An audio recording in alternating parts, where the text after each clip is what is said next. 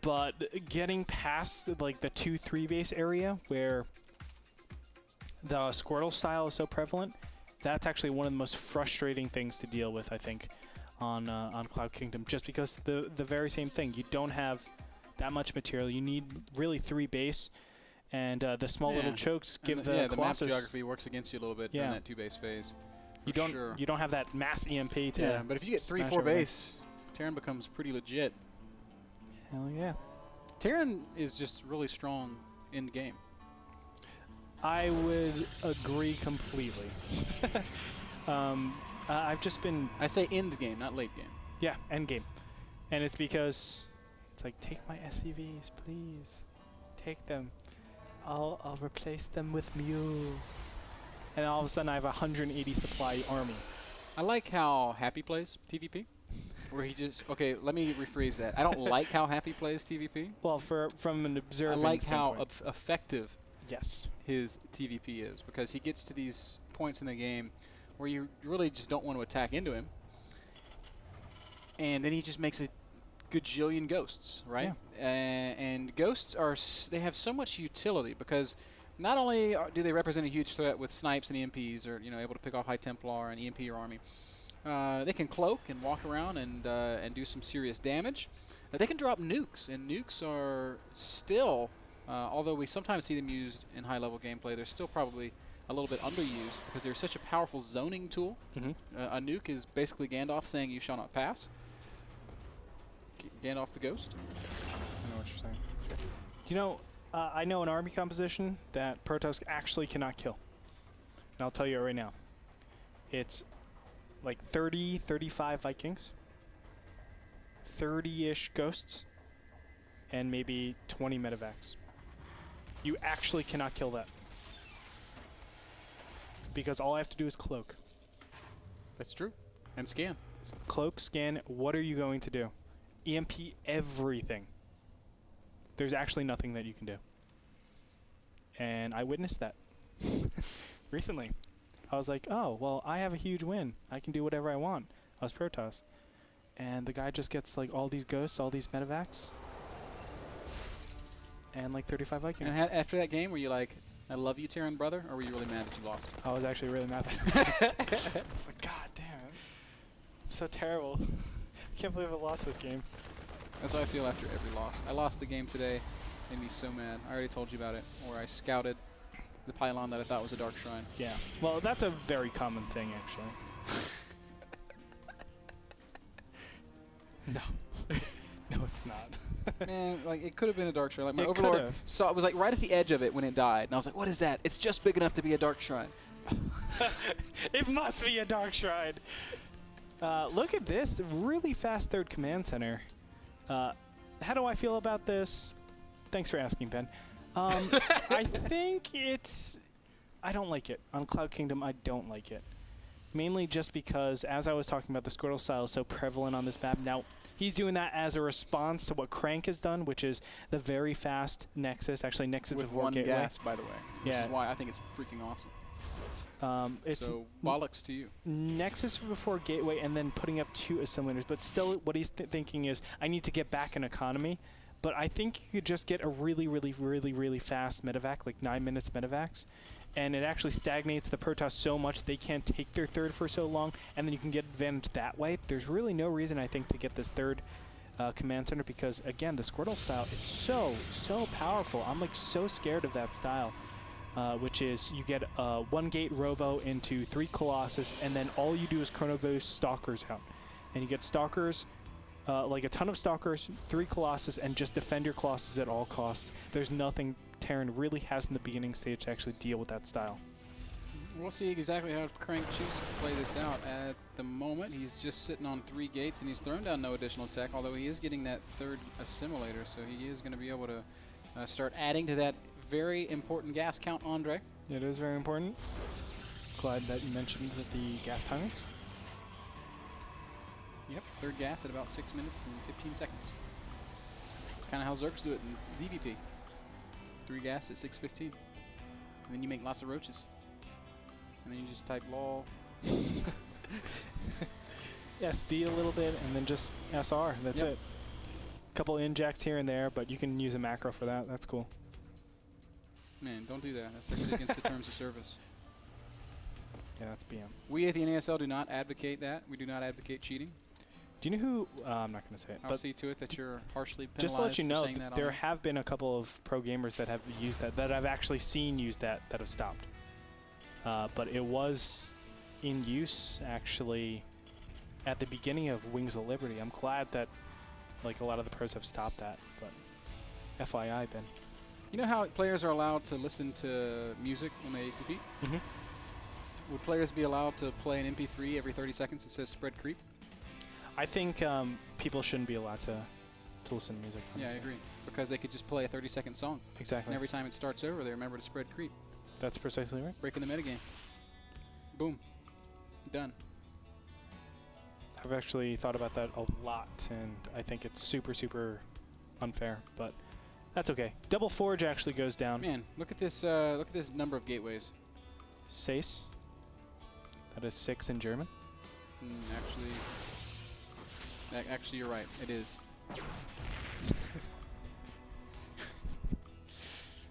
Pylon is set up outside the potential third base of Ryung. He hasn't floated down there just yet. This 6 gate represents some pretty substantial scariness. Only 2 bunkers. Is that going to be enough, Andre? I say no. Only 2 bunkers for what? Oh, it's not pressure. It's double forge. You weren't listening to me. It was double forge. He's also going to take a 3rd. Yeah. Why does every Protoss do this these days? What do you mean? I was discussing this with Kevin. Okay. And it's becoming more and more the norm for Protoss players to get double forge, get Colossi, and do this all off of 2 base, and take a 3rd. And they're just investing so much in tech and in upgrades that had a Terran player not gone triple orbital and had a Terran player not hamstrung his mid-game, I feel like most Protoss would just die to it. Okay, see this timer right here? The 10 minutes? Yep. That's all they're looking at. 10 minutes is when normal builds actually come out with medevacs. When I've seen my opponent go this 3rd command center, you add on 2 minutes. And you say that's when my opponent is actually capable of actually pushing out. So that's why they're actually splurging on all this and not getting a lot of units. They're not dealing with what my opponent is capable of. They're saying, or they are dealing with that, but they're just saying, looking at the timer, normally it's 10 minutes when the 2 medevacs first come out and they're actually on the field. That's all I'm going to prepare for. If I see anything that kind of prolongs that, which is like a command center, then I'm going to just add on additional time, and that's my countdown until I have to actually start making units. You're like a soothsayer, Andre. 11 minutes, 2 medevacs pop out. Not quite 10, not quite 12, but an average of the 2. Well, by the time they make it over to their side of the map, they're actually going to pop out in 9 minutes, 40 seconds, 9:30 for regular standard timings, if you really want to know. Ladies and gentlemen, the Rain Man. How many matchsticks are in that box? 17. Boom. Headshot, son. We finally connected on a reference. I don't know what you're talking about. You've never seen Rain Man? Never seen that. You've seen Rain Man. No, I haven't. Really? Nope. What happened in your childhood? I played Pokemon and StarCraft. 1998, bro. Cloister. That's when Cloister my life and went. Alakazam. Cloister, Alakazam. Actually, I stopped training my Cloister. Missing out, bro. Nope, I'm not, because he's terrible. He's awesome. He's actually the worst. Nope, he's great. He's awful. He's OP. And Frodan told me that he evolves at level 42. He does not. You actually need a water stone for that. That's why you level up to get all those abilities and then you evolve. Well, I wish someone told me that before, because I would have done that as soon as he got his useful moves, because Blizzard can be learned through TM, and I can got all that HP. So as soon as I realized that that wasn't the factor, and I was leveling up unnecessarily, I lost so much HP. Stopped. Goodbye, Pokemon. You should get a new Cloister. Nope. Done with that. Look at Crank, man. He's got pylons everywhere. He's warping in some zealots here at the bottom half of the map. Ryung right now has a really big army. He does. A really big army. This is a little bit scary for both these players, because honestly, this isn't like too standard with the start that we've had. Both of them just don't know where they've actually invested their stuff into, because they haven't forced each other to invest in anything in particular. What do I mean by that? Like, normally, you know, as I said, 10 minutes, I'm expecting some medevac timing. Well, As soon as, 12 minutes approach, you're actually not going to attack out.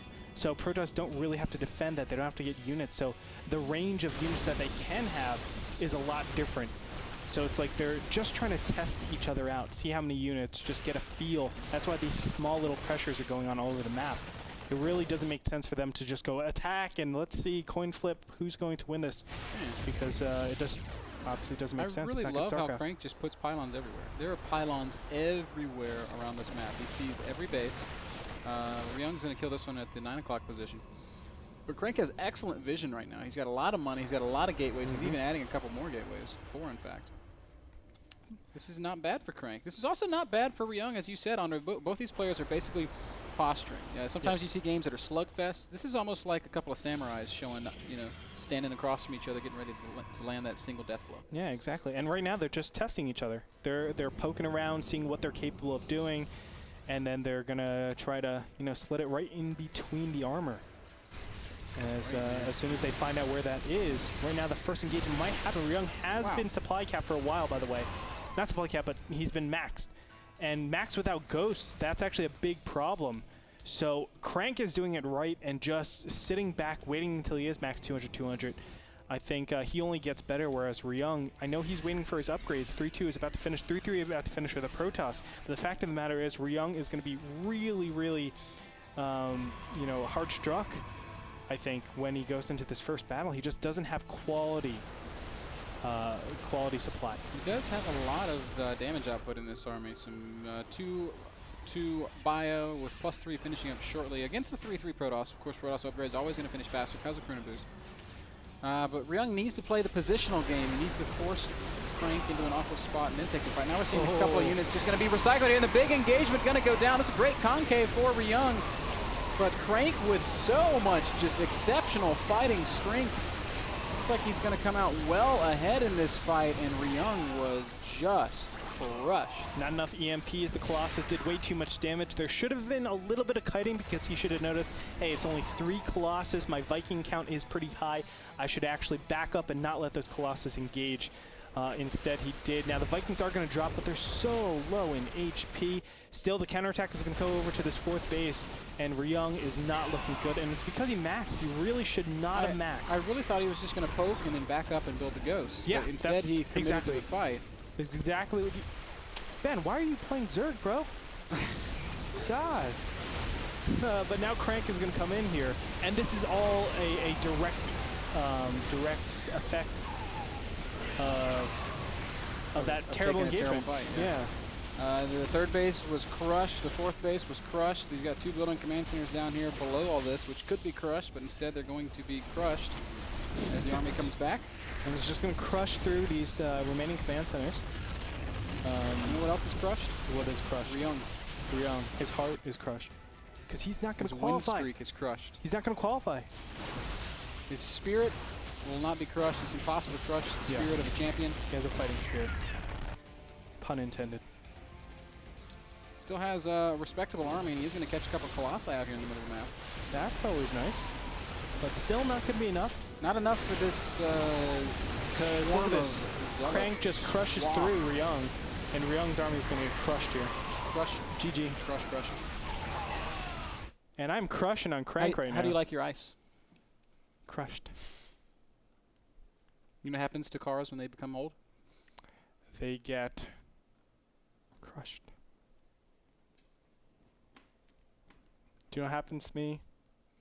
Never mind. I'm not going to go there. When you look at me? Yeah, I was going to go with that. I was going to go with that. Well played, Andre. I'd be sweating hard. That's what happens. Well played, Crank, who picks up a win there and will be staying alive. No idea who his next opponent is going to be, because instead of a teleprompter, I'm looking at my face. And it's going to be Alive. So Crank versus Alive, another PVT coming at you in just a second. Stick around. NASL, King of the Hill, Gauntlet, Korea, and more when we get back.